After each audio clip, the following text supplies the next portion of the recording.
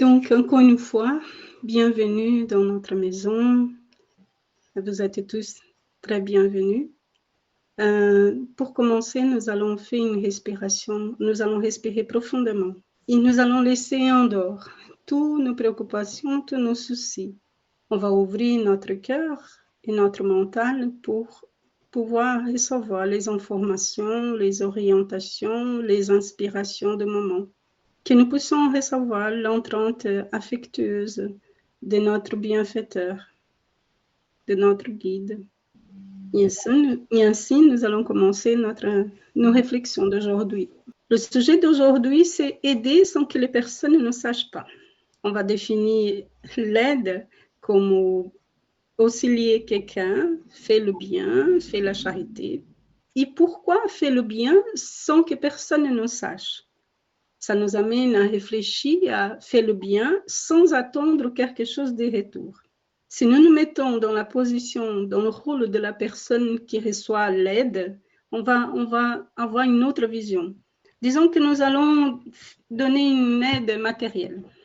Imaginons que je sois au chômage et que je passe par des moments très difficiles. Des factures qui arrivent, pas de l'argent sur le compte, les nourritures qui disparaissent dans le KGB. Et je pense à quelqu'un qui a assez de moyens, quelqu'un de ma famille qui a assez de moyens et qui peut m'aider. Je demande de l'aide et la personne, elle me donne son aide. Mais cette personne-là à qui j'ai demandé de l'aide, elle va parler à d'autres personnes de ma famille qui j'ai eu besoin de son aide à elle. Il y a eu, les gens ont parlé de moi, ont parlé de ma situation, de ma vie, et cela m'a blessée profondément. J'ai été vraiment blessée et je me suis sentie vexée. Je me suis demandé pourquoi cette personne, elle était exposée ma situation pour les autres. Quel sentiment l'a mené à faire ça, à raconter ma vie aux autres? Est-ce que lui voulait se mettre en évidence sa vanité, sa fierté? Si nous nous mettons dans la place de celui qui va aider, est-ce que nous aurons fait la même chose? Est-ce qu'on ferait la même chose? Cette situation-là m'a fait réfléchir. L'aide, la vraie aide, elle vient du cœur et de la volonté de faire le bien. Avant, j'avais un problème financier, un problème économique, et maintenant j'ai un problème émotionnel.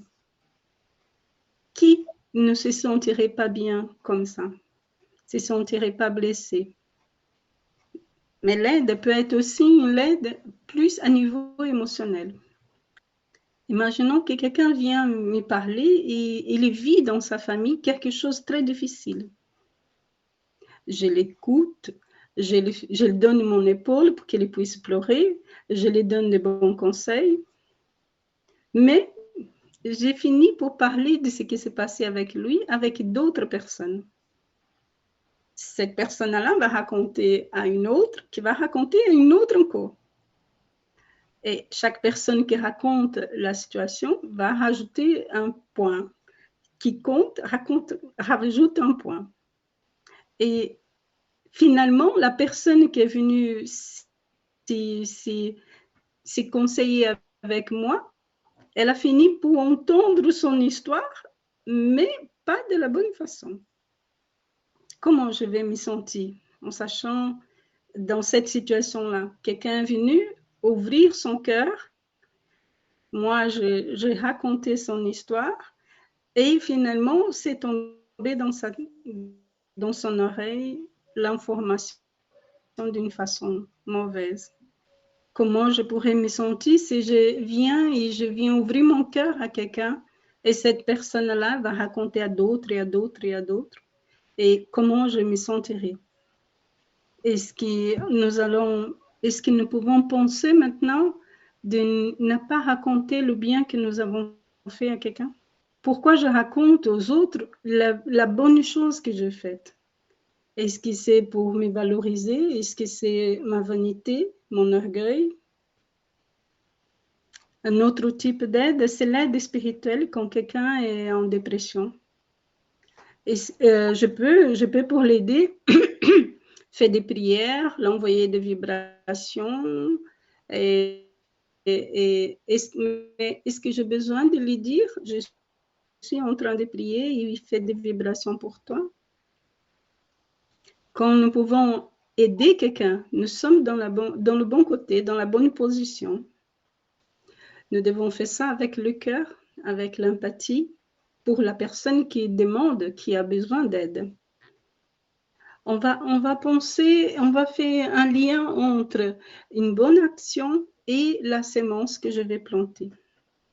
Chaque sémence, chaque graine que je vais planter, elle a besoin d'un temps pour pouvoir pousser, pour pouvoir se développer, pour pouvoir grandir et donner des fruits.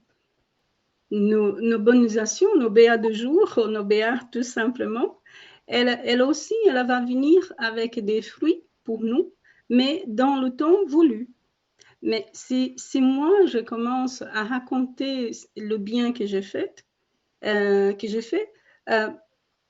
cette sémence-là ne va pas, cette graine-là ne va pas pousser parce que j'ai déjà eu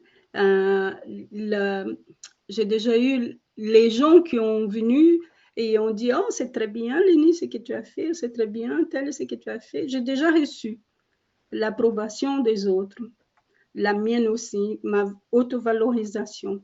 J'ai déjà reçu tout ça.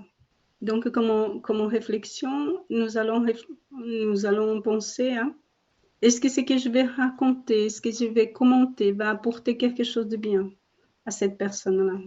N'importe quelle aide que nous allons donner à quelqu'un, ça sera toujours un baume pour leur cœur.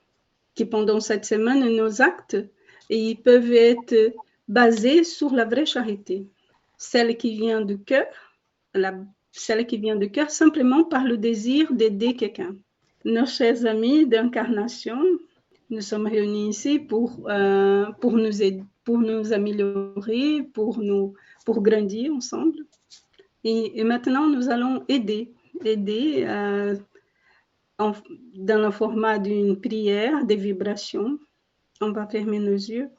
On va imaginer la planète Terre et on va envoyer des énergies de santé, de paix, de fraternité, de pardon, d'amour, spécialement pour le Brésil, la région du Sud, qui passe par de grandes inondations, que les énergies d'espoir et de confiance et foi puissent arriver à eux, et que notre semaine puisse être bénie encore une fois, et que ces énergies d'amour, de paix et de santé puissent nous envelopper pendant toute la semaine. Et ainsi, nous finissons nos réflexions d'aujourd'hui avec l'envie de revenir ici la semaine prochaine.